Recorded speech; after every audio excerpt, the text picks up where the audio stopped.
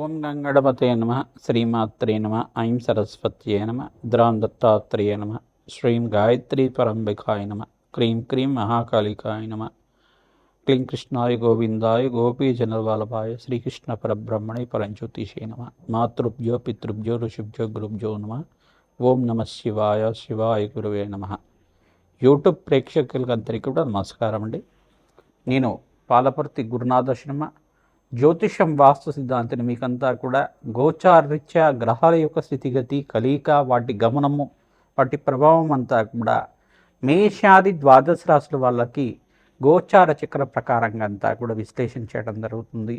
ఈ రోజున మనం చెప్పబోయే టాపిక్ ఏంటంటే, ప్రధానంగా చూసుకుంటే 2026 ఆంగ్ల సంవత్సర ఫలితాల్లో భాగంగా ప్రధానంగా చూసుకుంటే ఈ యొక్క సంక్రాంతి వేళ నుంచి ఎటువంటి శుభ కార్యక్రమాలంతా కూడా విశేషంగా పుణ్యయోగాలు సిద్ధించడానికి సంక్రాంతి సందర్భంగా మీకంతా కూడా మేషాది ద్వాదశ రాశుల వాళ్ళకి ఈ యొక్క ఆంగ్ల సంవత్సర ఫలితాల్లో భాగంగా జనవరి నుంచి డిసెంబర్ దాకా ఈ పండగ నుంచి మీరు ఎటువంటి పుణ్య కార్యక్రమాలు ఆచరించుకుంటే మీ జీవితం అంతా కూడా రాజయోగంగా మారడానికి విశేషమైన పరిష్కారాలంతా కూడా చెప్పడం జరుగుతుంది.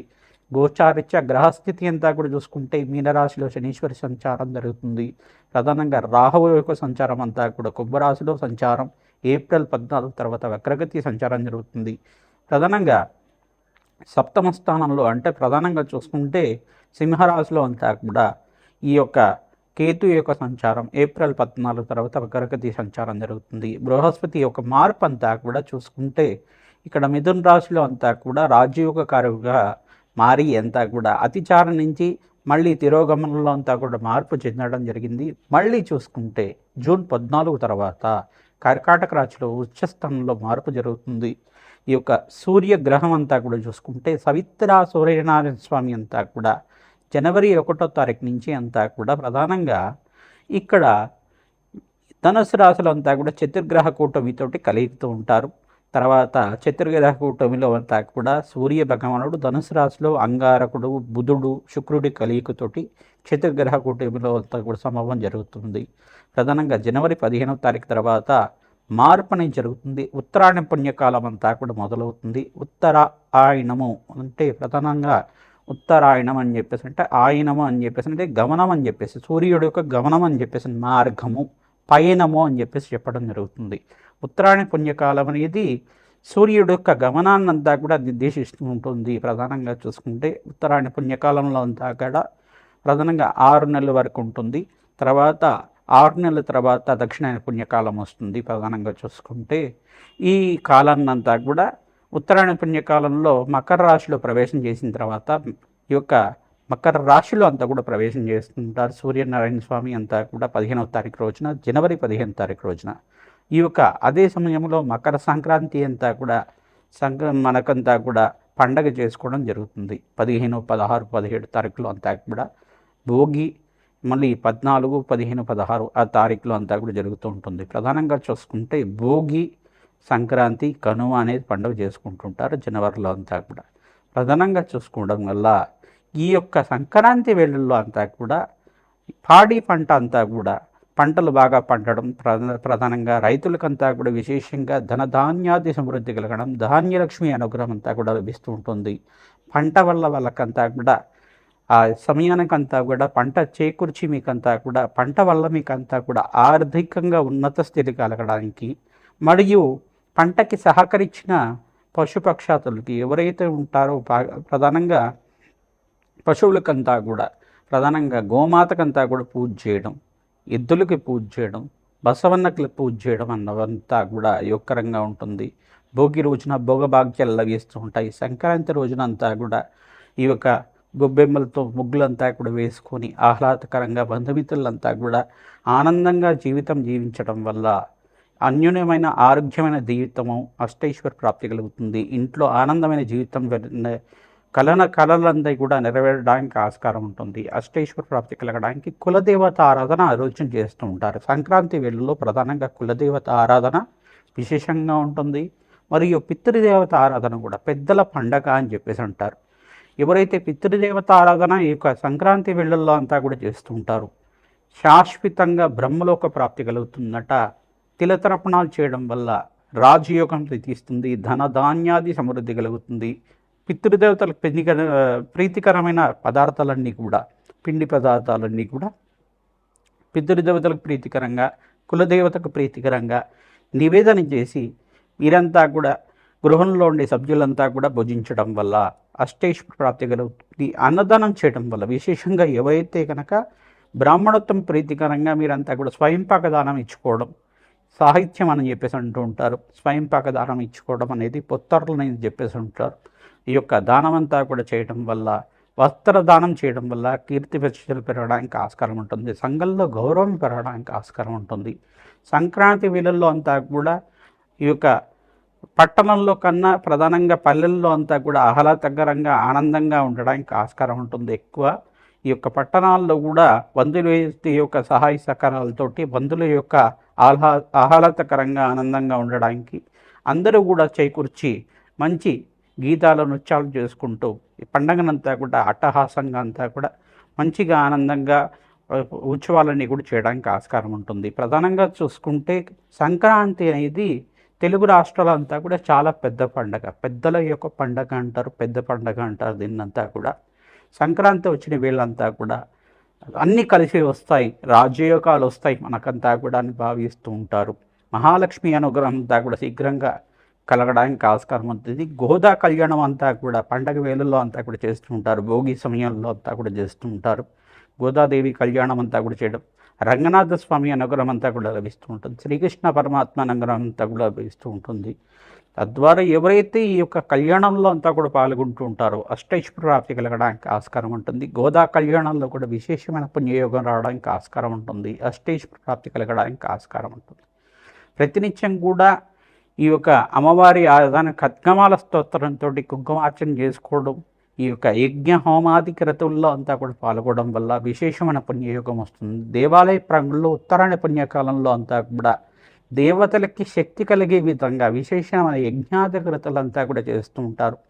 రాజశ్యామల యజ్ఞాత క్రతులు కానీ, విశేషమైన చండీ హోమాది కార్యక్రమాలు కానీ, కులదేవత ఆరాధన కానీ, విశేషంగా ఎవరైతే యజ్ఞ హోమాది క్రతులంతా కూడా చేస్తూ ఉంటారో విశేషమైన పుణ్యయోగం సిద్ధించడానికి ఆస్కారం ఉంటుంది. అత్యంత శుభమైన కాలంగా ఉత్తరాయణ పుణ్యకాలం అంతా కూడా అత్యంత శుభకాలంగా ఉంటుంది. సంక్రాంతి అంతా కూడా పుణ్య కార్యక్రమాలు ఆచరించుకోవడానికి, దాన ధర్మాలు చేసుకోవడానికి అత్యంత శుభమైన ఫలితంగా ఎవరైతే దానాది కార్యక్రమాలు చేసుకుంటూ ఉంటారో 3 రెట్లు 3000 కోట్ల రెట్లు ఫలితం అంతా కూడా పొందడానికి ఆస్కారం ఉంటుంది. ప్రతినిత్యం కూడా అమ్మవారి ఆరాధన, కులదేవత ఆరాధన, పితృదేవత ఆరాధన మర్చిపోకుండా చేస్తూ ఉండండి. తద్వారా అష్టైశ్వర్య ప్రాప్తి కలుగుతుంది, రాజయోగం సిద్ధిస్తుంది. మీనరాశి జాతకులకి 2026 ఆంగ్ల సంవత్సర ఫలితాల్లో భాగంగా విశ్లేషణ చేయడం జరుగుతుంది. ప్రధానంగా గోచారరీత్యా గ్రహస్థితి చూసుకుంటే ఏలినాటి శని ప్రభావంలో ఉన్నారు.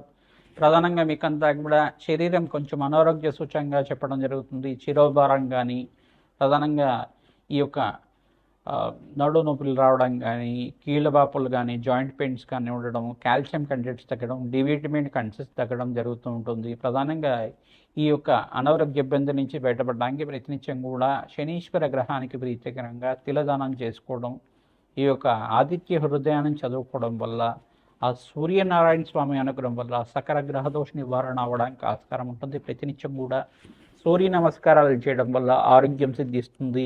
సూర్యాయ నమః, అర్కాయ నమః, మిత్తరాయ నమః, భానవే నమః, పూషాయ నమః, మార్తాండాయ నమః, ప్రచండ తేజసే నమః, ఆరోగ్యకర్తనే నమః, సర్వలోక పితామహాయ నమః అనే నామాలతోటి ప్రతినిత్యం కూడా సూర్య నమస్కారాలు ఆచరిస్తూ ఉండండి. ప్రధానంగా జన్మజాతకంలో కనుక బృహస్పతి యొక్కరంగా ఉంటే వివాహాది శుభకార్యాలు జరగడానికి సంవత్సరంలో అంతా కూడా యొక్కరంగా ఉంటుంది. బృహస్పతి ఉచ్చస్థానంలో మార్పు, ఈ యొక్క చతుర్థ పంచమ స్థానంలో మార్పు అంతా కూడా రాజయోగంగా ఉంటుంది.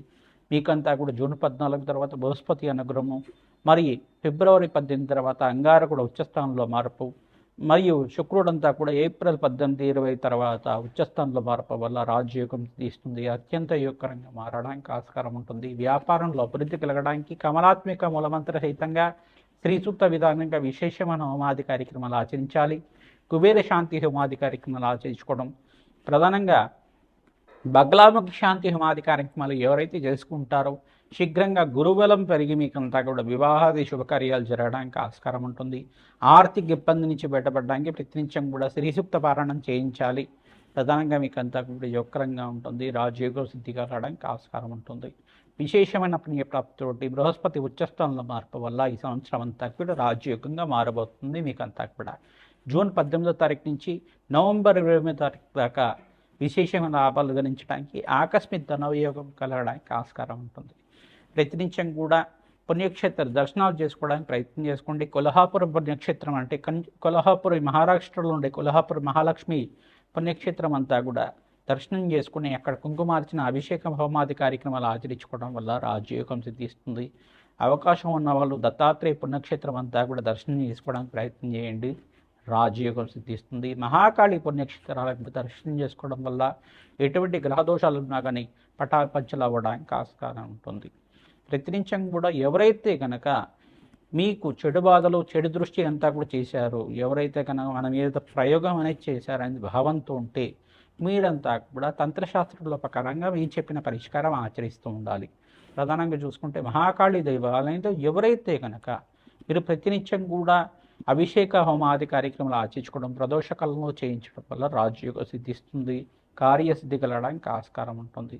ప్రధానంగా మన్యసూక్త పారాయణం అంతా కూడా పంచముఖి ఆంజనేయ స్వామి వారి దేవాలయంలో మన్యసూక్త పారాయణ మూలమంత్ర సహితంగా ఈ యొక్క అరటి పండ్లతోటి హోమాది కార్యక్రమాలు ఆచరించుకోవడం, చంద్రుల అభిషేకం అంతా కూడా 48 రోజుల దాకా చేయించడం వల్ల ఎటువంటి చతుర్గ్రహాల యొక్క ప్రభావం ఉన్నా కానీ, ప్రబలంగా గ్రహదోషం ఉన్నా కానీ, అనుకున్న పనులు ఆలస్యంగా అవుతుండడం, అనారోగ్య సూచనలంతా కూడా దీర్ఘకాలికంగా ఉండడం, మీకంతా కూడా కష్టాలంతా కూడా ఉండడం వల్ల ఇటువంటి కష్టాల నుంచి బయటపడడానికి ఆస్కారం ఉంటుంది. ఇది తంత్రశాస్త్రంలో చెప్పిన పరిష్కారంగా చెప్పడం జరుగుతుంది. పంచముఖి ఆంజనేయ స్వామి ఆరాధన చేయడం వల్ల విశేషమైన పుణ్యప్రాప్తి కలుగుతుంది. నవగ్రహాలకి అభిషేక హోమాది కార్యక్రమాలు ఆచరించాలి. నవగ్రహ శాంతి కార్యక్రమంలో భాగంగా శుక్రుడికి, బృహస్పతికి, అంగారకుడికి మరియు రాహువుకి, సూర్య భగవానుడికి, ఈ యొక్క శనీశ్వరుడికి అంతా అక్కడ జపము హోమాది కార్యక్రమాలు ఆచరించుకోవడం వల్ల విశేషమైన పుణ్యప్రాప్తి కలుగుతుంది. రాజయోగం తీస్తుంది. ప్రియమాత్రేయం.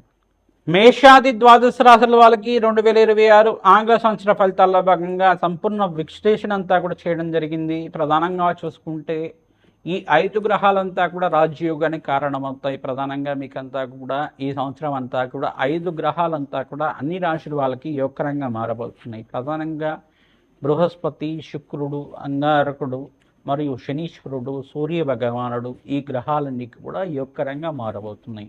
తద్వారా ఆర్థికంగా ఉన్నత స్థితి కలగడానికి, అష్టైశ్వర్య ప్రాప్తి కలగడానికి ఈ గ్రహాలకంతా కూడా జపము హోమాది కార్యక్రమాలు, మేషాది ద్వాదశ రాశుల వాళ్ళు మీరంతా కూడా జన్మజాతకం ప్రకారం కావచ్చు, గోచార చక్ర ప్రకారంగా కావచ్చు, మీరు ఈ గ్రహాలకి విశేషమైన శాంతులు ఆచరించుకోవడం వల్ల ఆకస్మిక ధనవయోగం, ధనలాభాలంతా కూడా సిద్ధించడానికి ఆస్కారం ఉంటుంది.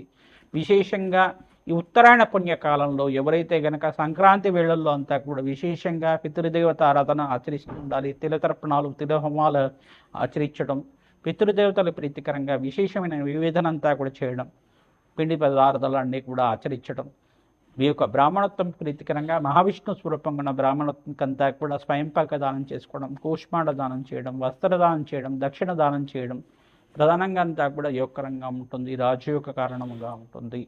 ప్రధానంగా ఎవరి జాతకంలో గనక గ్రహస్థితి మెరుగ్గా లేదు, మాకంతా కూడా శత్రుభయాలు ఉన్నాయి, ప్రధానంగా మాకంతా కూడా చెడుపీడ జరిగింది అనేది ప్రభావంగా ఉంది అని చెప్పేసి బాధపడుతుంటే కనుక మీరు తంత్రశాస్త్రంలో చెప్పిన ప్రధానంగా మీరంతా కూడా ఆచరించండి. మహాకాళి పుణ్యక్షేత్రాలు దర్శనం చేసుకుంటూ ఉండండి.